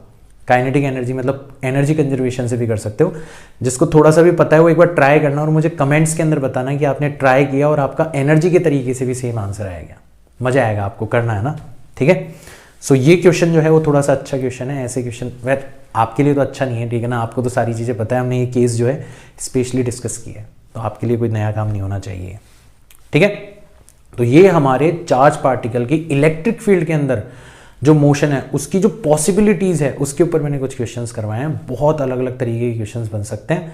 तो अब आपके लिए पूरी की पूरी तैयारी हो चुकी है, अब आप तैयार हो इस तरीके के क्वेश्चंस करने के लिए, ठीक है। अब हम देखते हैं हमारे दूसरे सिस्टम के बारे में, दैट इज डायपोल। तो हम एक डायपोल की मोशन को एनालाइज करेंगे कि एक डायपोल को जब यूनिफॉर्म इलेक्ट्रिक फील्ड में रखा जाता है तो उसकी मोशन कैसी होती है, ठीक है। So we are interested in motion of electric dipole in uniform electric field. तो ये हमारी यूनिफॉर्म इलेक्ट्रिक फील्ड है। यूनिफॉर्म इलेक्ट्रिक फील्ड को normally parallel electric field lines की फॉर्म में शो किया जाता है जो कि इक्वी डिस्टेंट होती है। तो आपको डायग्राम में दिख रहा होगा, ये आपका डायपोल है नेगेटिव चार्ज और ये आपका पॉजिटिव चार्ज हो गया। नेगेटिव चार्ज के ऊपर इलेक्ट्रिक फील्ड के अपोजिट डायरेक्शन में फोर्स लगता है और पॉजिटिव चार्ज के ऊपर इलेक्ट्रिक फील्ड की डायरेक्शन में फोर्स लगता है। ये मैंने आपको क्लियरली बताया है। फोर्स का मैग्नीट्यूड दोनों के ऊपर सेम हो जाएगा, QE and QE, but direction opposite होगी, ठीक है। तो सबसे पहले तो हम यही देखेंगे कि force on one charge is clearly equal and opposite to the force on other charge. दोनों चार्जेस के ऊपर लगने वाला फोर्स इक्वल एंड अपोजिट है। इसका मतलब डायपोल के ऊपर जो नेट फोर्स होगा ना वो कितना हो जाएगा, 0 हो जाएगा। अब नेट फोर्स किसी सिस्टम के ऊपर 0 होता है, इसका मतलब वो ट्रांसलेशन नहीं करता, मतलब उसका जो सेंटर ऑफ मास है वो उसी पॉइंट पर रहता है जिस पॉइंट पर वो रखा हुआ है। तो ये जो सेंटर है ना ये यहीं रहेगा, ये यहां से आगे या यहां से पीछे नहीं जाएगा, एज इट इज यहीं पे रहेगा। डायपोल जो है वो ट्रांसलेट नहीं करेगा। So that's why dipole will not translate. तो ट्रांसलेशन की संभावनाएं तो खत्म हो गई, हमारा सेंटर ऑफ मास एक लीनियर मोशन तो नहीं करने वाला। अब दूसरी पॉसिबिलिटी है कि हो सकता है ये डायपोल क्या करने लग जाए, रोटेट करने लग जाए, और एग्जैक्टली डायपोल रोटेट करेगा। देखो ये पॉजिटिव चार्ज है, इसके ऊपर इधर की तरफ फोर्स लग रहा है तो ये इसको इधर की तरफ घुमाएगा। ये नेगेटिव चार्ज है, इसके ऊपर इधर की तरफ फोर्स लग रहा है तो ये भी इसको इधर की तरफ, तो ये भी क्लॉकवाइज हो रहा है और ये भी क्लॉकवाइज हो रहा है, क्योंकि दोनों के ऊपर ही जो रोटेशन, जो टॉर्क प्रोड्यूस हो रहा है वो क्लॉकवाइज है। तो ऑब्वियसली हमारा जो नेट टॉर्क होगा वो इस डायपोल को क्लॉकवाइज डायरेक्शन के अंदर रोटेट करने की कोशिश करेगा, और हम इन फैक्ट उस टॉर्क की वैल्यू बड़ी आसानी से फाइंड आउट भी कर सकते हैं। तो टॉर्क क्या होता है, टॉर्क होता है force multiplied by perpendicular axis from the axis, perpendicular distance from the axis. तो हमारा एक्सिस इस पॉइंट पर है और ये हमारा फोर्स है, तो फोर्स की लाइन को हम आगे एक्सटेंड कर देते हैं और एक्सिस से इसके ऊपर परपेंडिकुलर ड्रॉ करते हैं। ये वाली डिस्टेंस जो है ना ये है a, है ना, और ये एंगल थीटा है तो ये वाला एंगल भी थीटा हो जाएगा। तो ये वाली डिस्टेंस हो जाएगी आपकी a साइन थीटा। थीटा के सामने वाली डिस्टेंस कितनी होती है, हाइपोटेनस टाइम्स साइन थीटा। तो हमारा टॉर्क हो जाएगा force that is QE multiplied by perpendicular distance that is a sine theta. Similarly जो दूसरा चार्ज होगा उसका जो लाइन ऑफ फोर्स है वो भी अपन आगे एक्सटेंड कर देंगे, उसके ऊपर भी परपेंडिकुलर डालेंगे। ये डिस्टेंस a है, ये एंगल थीटा है, तो ये वाली डिस्टेंस भी कितनी आ जाएगी आपकी a साइन थीटा आ जाएगी। तो उसके ऊपर भी जो टॉर्क वर्क करेगा वो हो जाएगा QE multiplied by a sign theta, और दोनों ऐड हो जाएंगे। क्यों, क्योंकि दोनों सेम डायरेक्शन के अंदर रोटेट कर रहे हैं। तो हमारा नेट टॉर्क हो जाएगा twice of Q into A times E sine theta, और twice of Q times A इसको लिखा जा सकता है dipole moment P times E times sine theta. तो वेक्टर फॉर्म में लिखोगे तो इसको लिखा जा सकता है P क्रॉस E। अब आप बोलोगे कि सर आपने P क्रॉस E ही क्यों लिखा, E क्रॉस P क्यों नहीं लिखा? तो यहां पर आप क्लियरली देख सकते हो कि हमारा टॉर्क क्लॉकवाइज टॉर्क है।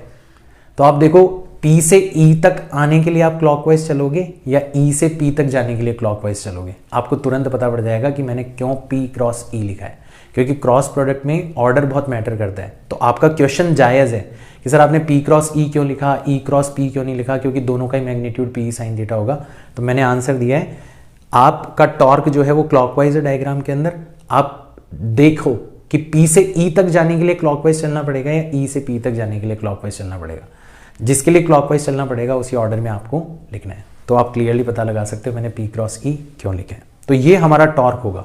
तो एक डायपोल को जब यूनिफॉर्म इलेक्ट्रिक फील्ड में रखा जाता है तो उसके ऊपर नेट फोर्स 0 होता है, बट उसके ऊपर एक नेट टॉर्क वर्क करता है जिसकी वैल्यू होती है P साइन थीटा, और उसकी वजह से वो रोटेट करने की कोशिश करता है।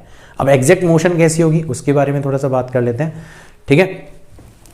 तो देखो, जब आपका डायपोल इस तरीके से रखा जाए कि उसका जो डायपोल मोमेंट है वो इलेक्ट्रिक फील्ड के पैरेलल हो जाए, मतलब आपका डायपोल ऐसे रखा हुआ है, नेगेटिव चार्ज इधर, पॉजिटिव चार्ज इधर, तो डायपोल मोमेंट भी इधर हो जाएगा, है ना, और इलेक्ट्रिक फील्ड भी इधर ही दे रखी है। तो डायपोल मोमेंट और इलेक्ट्रिक फील्ड एक दूसरे के पैरेलल हो गए, यानी कि एंगल आपका हो गया 0। तो टॉर्क हो जाएगा P E sine 0 degree. Sine 0 degree की वैल्यू 0 होती है। तो फोर्स तो हमारा पहले से 0 था, हमने देखा हमारा टॉर्क भी कितना आ गया, 0 आ गया। अब फोर्स भी 0 है, ट्रांसलेशन नहीं हो रहा, टॉर्क भी 0 है, मतलब रोटेशन भी नहीं हो रहा, यानी कि ओवरऑल आपका सिस्टम जो है वो इक्विलिब्रियम में। So this condition is called equilibrium condition. अब there can be 2 kinds of equilibrium, stable and unstable. उसका पता हम कैसे लगाते हैं? उसका पता हम लगाते हैं पोटेंशियल एनर्जी की मदद से। तो पोटेंशियल एनर्जी तो आप नेक्स्ट चैप्टर में पढ़ोगे। तो यहां पर आपको एज अ फैक्ट ध्यान रखना है कि जब थीटा 0 डिग्री होता है तो उस कंडीशन में हमारी पोटेंशियल एनर्जी मिनिमम होती है, और पोटेंशियल एनर्जी का मिनिमम होना क्लियरली इंडिकेट करता है कि हमारा जो इक्विलिब्रियम है वो एक स्टेबल इक्विलिब्रियम है। अब ये तो मैथमेटिकल डेफिनेशन हो गई, आप खुद भी पता लगा सकते हो। मान लो नेगेटिव चार्ज यहां पर है, पॉजिटिव चार्ज यहां पर है, डायपोल आपका इस तरीके से रखा हुआ है। अब आप अगर इसको हल्का सा रोटेट करोगे, मान लो आपने रोटेट कर दिया, पॉजिटिव चार्ज यहां पर लेके आ गए, नेगेटिव चार्ज यहां पे, तो ये वापस से घूम के कहां पर आना चाहेगा? अपने स्टेबल इक्विलिब्रियम पे आना चाहेगा। तो स्टेबल इक्विलिब्रियम का मतलब ये है कि वो कॉन्फ़िगरेशन जिसको सिस्टम अचीव करना चाहता है, या जिसमें सिस्टम होता है और आप अगर उसको डिस्प्लेस कर दो तो वो वापस से उसी कॉन्फ़िगरेशन को अचीव करने की कोशिश करता है। तो वो कॉन्फ़िगरेशन क्या कहलाता है? आपका स्टेबल कॉन्फ़िगरेशन, स्टेबल इक्विलिब्रियम कहलाता है। एक और देखो, जब थीटा 180 डिग्री होगा, मतलब आपका पॉजिटिव चार्ज रखा हुआ हो इधर, नेगेटिव चार्ज रखा हुआ हो इधर, यानी कि डायपोल मोमेंट इधर की तरफ, इलेक्ट्रिक फील्ड इधर की तरफ, यानी कि डायपोल मोमेंट और इलेक्ट्रिक फील्ड एक दूसरे के पैरेलल तो है बट एक दूसरे के अपोजिट है। तो dipole moment is parallel to negative of E. Negative sign का मतलब समझ में आ गया, दोनों डायरेक्शन अपोजिट है। तो आपका एंगल हो जाएगा 180 डिग्री। साइन 180 डिग्री की वैल्यू भी 0 होती है। तो अगेन हमारा फोर्स 0 होगा, अगेन हमारा टॉर्क 0 होगा, अगेन ये कंडीशन भी इक्विलिब्रियम की कंडीशन होगी। बट क्योंकि इस कंडीशन में हमारी पोटेंशियल एनर्जी मैक्सिमम होती है तो it would be N unstable equilibrium. आप खुद भी पता लगा सकते हो। मान लो ये पॉजिटिव चार्ज है और ये नेगेटिव चार्ज है, एक बार के लिए इक्विलिब्रियम में रखा हुआ है, बट हल्का सा भी आप डिस्प्लेस करोगे, ये पॉजिटिव चार्ज यहाँ पर लेके आ गए, नेगेटिव चार्ज यहाँ पे लेके आ गए, इसके ऊपर फोर्स इधर लगेगा, इसके ऊपर फोर्स इधर लगेगा, और ये घूम के फिर वापस से स्टेबल इक्विलिब्रियम में चला जाएगा। कभी भी अनस्टेबल इक्विलिब्रियम में ये नहीं जाएगा। So that's why this equilibrium is unstable equilibrium, right. तो एक बार के लिए इक्विलिब्रियम में है, बट अगर आपने हल्का सा भी डिस्प्लेस कर दिया तो भाई साहब लौट के कभी भी वापस नहीं आएगा, इसलिए इसको अपन बोलते हैं अनस्टेबल इक्विलिब्रियम, राइट। हमारा टॉर्क मैक्सिमम कब होगा? जब थीटा की वैल्यू या तो 90 डिग्री हो या फिर 270 डिग्री हो, ठीक है ना। वो केवल और केवल क्लॉकवाइज और एंटी क्लॉकवाइज का फर्क पड़ेगा, बट मैग्नीट्यूड जो होगा मैक्सिमम टॉर्क का वो हो जाएगा P टाइम्स E, मतलब dipole moment times electric field. तो ये बहुत इंपॉर्टेंट है, इसके ऊपर डायरेक्ट क्वेश्चन पूछे जाते हैं। स्टेबल इक्विलिब्रियम के ऊपर, अनस्टेबल इक्विलिब्रियम के ऊपर, इनके ऊपर डायरेक्ट क्वेश्चन पूछे जाते हैं। सो आपको ये फैक्ट ध्यान रखने हैं सारे के सारे। हम इसको दोबारा से पढ़ेंगे नेक्स्ट चैप्टर के अंदर, जब हमें पोटेंशियल एनर्जी के बारे में पता पड़ जाएगा, बट तब तक आपको इसको संभाल के रखना है, ठीक है। अब देखो, अब हम अल्टीमेटली मोशन के अंदर इंटरेस्टेड थे। तो आप जब डायपोल को एक बहुत ही छोटे एंगल के द्वारा डिस्प्लेस कर देते हो तो आपने देखा था कि उसके ऊपर एक टॉर्क वर्क करने लगता है। अब उस टॉर्क को अपन थोड़ा सा और गौर से देखते हैं। तो हमारा टॉर्क होता है P times E times sine theta. अब छोटे एंगल के लिए साइन थीटा लिखो या थीटा लिखो, बात बराबर है। तो आप इसको लिख सकते हो approximately P times E times theta. तो आप यहाँ पे देख रहे हो कि हमारा टॉर्क जो है वो थीटा के ऊपर डिपेंड कर रहा है। ये तो बिल्कुल रीस्टोरिंग टॉर्क की तरह वर्क कर रहा है। तो standard form of restoring torque जो हुआ करती थी वो भी ऐसी होती थी। उसमें भी जो टॉर्क होता था वो सम कांस्टेंट टाइम्स थीटा के इक्वल हुआ करता था। नेगेटिव साइन भी लिखते हैं, वो नेगेटिव साइन इसी बात को शो करता है कि अगर आप एंटी क्लॉकवाइज रोटेट कर रहे हो तो टॉर्क क्लॉकवाइज लगेगा, क्लॉकवाइज रोटेट कर रहे हो तो टॉर्क एंटी क्लॉकवाइज लगेगा। तो उसको दिखाने के लिए नेगेटिव साइन भी लगाते हैं। अभी अपन केवल और केवल मैग्नीट्यूड की बात करते हैं। तो हमने देखा कि यार इस कंडीशन में इस डायपोल के ऊपर जो लगने वाला टॉर्क है उसकी शक्ल जो है वो हमारे standard form of restoring torque से वर्क कर रही है, जो कि सिंपल हार्मोनिक मोशन करवाने के लिए रेस्पॉन्सिबल होता है। तो आपका जो डायपोल है वो एग्जैक्टली सिंपल हार्मोनिक मोशन करेगा और विथ व्हाट फ्रीक्वेंसी वो आप निकाल सकते हो, विथ व्हाट टाइम पीरियड वो आप निकाल सकते हो। आप सिंपली इस पीई को किससे कंपेयर कर दो, आई टाइम्स ओमेगा स्क्वायर से कंपेयर कर दो। यहां पर आई मोमेंट ऑफ इनर्शिया है डायपोल का और ओमेगा उसकी एंगुलर फ्रीक्वेंसी है। तो आई टाइम्स ओमेगा स्क्वायर हो जाएगा पी टाइम्स ई, यानी कि ओमेगा हो जाएगा root of P times E divided by I. और टाइम पीरियड जो होता है वो होता है 2 पाई अपॉन ओमेगा। तो आप इजीली निकाल सकते हो, टाइम पीरियड हो जाएगा 2 pi times root I upon P. भाई अपॉन में root P divided by I लिखोगे ना, आई ऊपर चला जाएगा।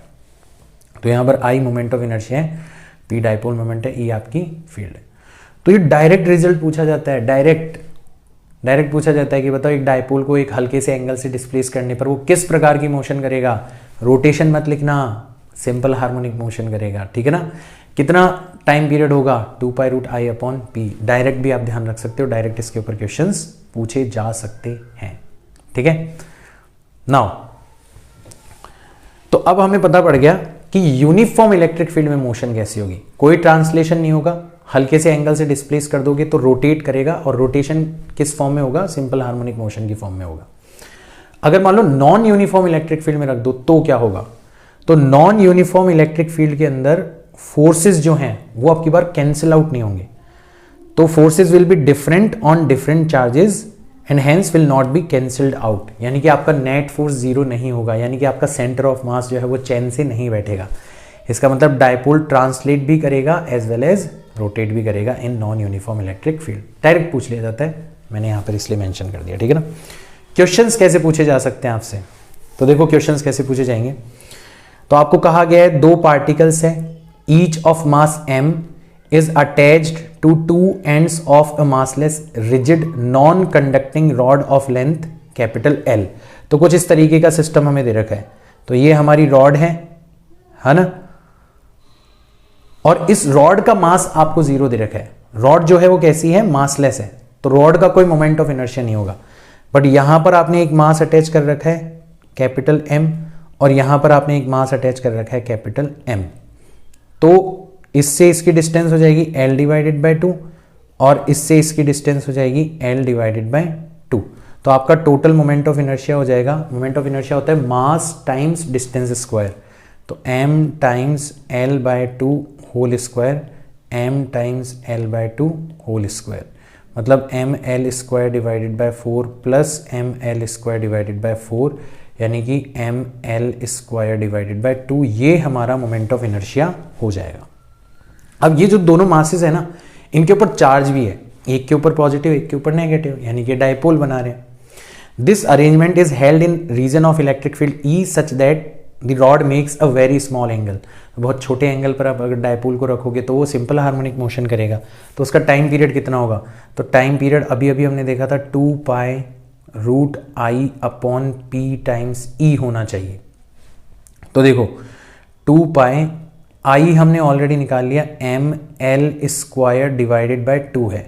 डायपोल मोमेंट कितना होगा, तो दोनों चार्जेस, ये पॉजिटिव चार्ज है ये नेगेटिव चार्ज है, और टोटल डिस्टेंस कितनी है आपकी एल। तो डायपोल मोमेंट हो जाएगा सिंपली क्यू टाइम्स एल, ठीक है। तो डायपोल मोमेंट हो गया Q times L, Q times L times E. तो एल से एल कैंसिल आउट हो गया, आपका आंसर आ जाएगा 2 pi root M L divided by 2QE। आ रहा है समझ में? तो इस क्वेश्चन को देखते ही मैक्सिमम बच्चे घबरा जाते हैं, मैक्सिमम बच्चे, यार इतना बड़ा क्वेश्चन है, ये है वो। जबकि अब आपको पता चल रहा है कि कितना आसान क्वेश्चन है यार। मिरेकल सीरीज देखो, मिरेकल सीरीज देखने के बाद में बहुत आसान हो जाएंगे क्वेश्चन, बहुत आसान हो जाएंगे। इसीलिए मैं कहता हूँ बाय हार्ट देखो, पूरा डूब के देखो इस सीरीज को, तब आपको पता चलेगा कि कुछ नहीं है ऐसे क्वेश्चन के अंदर, केवल डराया गया है आपको। डर से मुक्ति दिलाने के लिए मैंने ये सीरीज बनाई, राइट? तो हमारा ऑप्शन ए करेक्ट हो जाएगा, 2π√ml upon twice of Q times E। ठीक है, नेक्स्ट क्वेश्चन देखते हैं। ये भी बड़ा इंटरेस्टिंग सा क्वेश्चन है। इसमें a wheel having mass small m has charges +Q and -Q on diametrically opposite points as shown in figure. Diagram में आपको दिख रहा होगा। It remains in equilibrium on a rough inclined plane in the presence of a vertical electric field E. The value of E is, तो देखो यहां पर ये चीज इक्विलिब्रियम में क्यों है? क्योंकि इसके ऊपर डायपोल मोमेंट इस डायरेक्शन के अंदर है ना? इलेक्ट्रिक फील्ड जो है वो इस डायरेक्शन के अंदर है। आप क्लियरली पता लगा सकते हो कि ये वाला एंगल भी थीटा होगा। तो यहां पर डायपोल मोमेंट और इलेक्ट्रिक फील्ड के बीच का एंगल कितना है? थीटा। तो टॉर्क ड्यू टू E ये कितना होगा? इलेक्ट्रिक फील्ड की वजह से टॉर्क कितना होगा अगर कोई हमसे पूछे, तो हम बता सकते हैं इलेक्ट्रिक फील्ड की वजह से टॉर्क हो जाएगा simply P multiplied by E multiplied by sine theta. ठीक है, एक बार दोबारा से बोलता हूँ, एरोप्लेन की आवाज़ से हो सकता है मेरी आवाज़ दब गई हो। तो हमारा टॉर्क जो होगा इलेक्ट्रिक फील्ड की वजह से वो कितना हो जाएगा? PE sign theta. और यहाँ पे डायपोल मोमेंट कितना लिखा जा सकता है? Q मल्टीप्लाइड बाय 2R, ये डायपोल मोमेंट लिखा जा सकता है, times E times sine theta. यहाँ पर R क्या है? R यहाँ पर दोनों चार्जेस के बीच की डिस्टेंस है। हो सकता है हमारे काम आ जाए, हो सकता है हमारे काम ना आए, हम इसको अभी R लिख देते हैं। ठीक है, एक तो चीज़ ये हो गई। दूसरा देखते हैं, एक फोर्स इसके ऊपर कौन सा लग रहा है? ये वाला लग रहा है, ये वाला फोर्स लग रहा है mg डाउनवर्ड डायरेक्शन में। तो अगर आप एक्सिस लेते हो यहां पर, इस वाले पॉइंट पर अगर आप एक्सिस लेते हो, ठीक है, तो इस वाले पॉइंट के रिस्पेक्ट में ये जो mg फोर्स लग रहा है, ठीक है, इसके दो कंपोनेंट होंगे। तो एक तो कंपोनेंट खुद एक्सिस से पास हो जाएगा, that would be mg cos theta, और एक कंपोनेंट इसके परपेंडिकुलर होगा, that would be mg sin theta. तो जो mg cos थीटा है वो तो खुद एक्सिस से पास हो रहा है, उसकी वजह से तो कोई टॉर्क प्रोड्यूस होगा नहीं। और जो mg sin थीटा है उसकी वजह से टॉर्क प्रोड्यूस होगा। तो torque due to mg sin theta. तो हमने टॉर्क का फॉर्मूला देखा था फोर्स, तो फोर्स है mg sin theta multiplied by perpendicular distance. तो परपेंडिकुलर डिस्टेंस कितनी है? r। अब आप नोटिस करो, एक टॉर्क जो है, ठीक है, हमारा डायपोल के ऊपर जो टॉर्क लगता था वो P क्रॉस E होता था, मतलब उसकी डायरेक्शन कैसे होती थी? P से E की डायरेक्शन में होती थी। तो ये तो क्लॉकवाइज टॉर्क है। और इस mg वाले फोर्स को देखो, ये कैसे रोटेट करवाना चाह रहा है? ये एंटी क्लॉकवाइज रोटेट करवाना चाह रहा है। तो ऑब्वियसली दोनों टॉर्क्स में लड़ाई होगी और दोनों एक दूसरे को बैलेंस आउट कर लेंगे। तो एट इक्विलिब्रियम, इक्विलिब्रियम पर क्या होगा? ये दोनों एक दूसरे को बैलेंस आउट कर लेंगे। इसका मतलब Q times 2R times E sine theta, ये किसके इक्वल हो जाएगा? mg sine theta times R के इक्वल हो जाएगा। साइन थीटा से साइन थीटा कट जाएगा, R से R कट जाएगा, है ना? आपको क्या फाइंड आउट करनी थी? Electric field. तो इलेक्ट्रिक फील्ड हो जाएगी आपकी mg divided by twice of Q। ये आपकी इलेक्ट्रिक फील्ड हो जाएगी mg divided by twice of Q। Option number C आपका करेक्ट हो जाएगा। तो मुझे ईमानदारी से बताना कि आप में से जो भी बच्चे यहाँ तक देख रहे हो इस वीडियो को, ये ऐसे क्वेश्चन जब आप देखते थे पहले कहीं इधर उधर किताबों में और इस तरीके से, तो आपको डर लगता था ना, मतलब वाकई कि मतलब यार कैसे होंगे, पता नहीं कितनी सारी चीज़ें इन्वॉल्व होगी और ये सब कुछ। और अब आपको कैसा लग रहा है? मतलब ठीक है, आपको हो सकता है पहली बार समझने में दिक्कत आए, पर थोड़ा सा डूब के देखो, थोड़ा सा दिल लगा के देखो, तो आप कनेक्ट कर पाओगे चीज़ों को। क्योंकि हम तरीका ही वही वाला यहाँ पर अपना रहे हैं, जिससे आप फिजिक्स के अंदर जो अलग अलग जगह बिखरी हुई चीज़ें हैं उनको कनेक्ट कर पाओ। 60 दिन में फिजिक्स को करवाने का सबसे बड़ा फायदा है ये कि आप पहले दिन पढ़ी हुई चीज़ जो है वो 60वें दिन याद रख सकते हो।